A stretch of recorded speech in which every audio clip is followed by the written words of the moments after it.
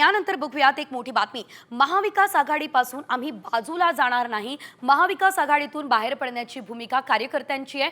स्वबळावर लढावं असं कार्यकर्त्यांना वाटू शकतं। पराभवाची कारणं आम्ही एकत्रितपणे शोधू असं संजय राऊत म्हणाले।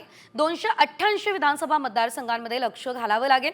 एकत्र लढण्याचा लोकसभा निवडणुकीमध्ये फायदा झाला असं सुद्धा यावेळेस संजय राऊत यांनी म्हटलेलं आहे।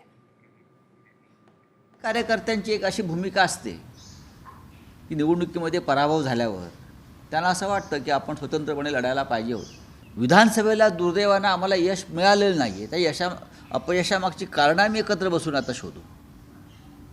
ती कारणं आम्हाला जरी माहीत असली तर आम्हाला एकत्र बसावं लागेल। अशा ज्या भूमिका असतात पक्षामध्ये इतरत्र या त्या कार्यकर्त्यांच्या व्यक्तिगत भावना असतात। काही झालं तरी 288 मतदारसंघामध्ये आम्हाला यापुढे लक्ष घालावंच लागेल, त्याच्याविषयी काही दुमत नाही। तर पराभवाची कारणं आम्ही एकत्र बसूनच शोधू असं यावेळेस संजय राऊत यांनी म्हटलेलं आहे। आणि महाविकास आघाडीपासून आम्ही दूर जाणार नाही असं विधान सुद्धा संजय राऊत यांनी केलेलं आहे। लोकसभेला आम्हाला एकत्र लढण्याचा खूप फायदा झालेला होता, तर या संदर्भात सुद्धा चर्चा केली जाणार आहे।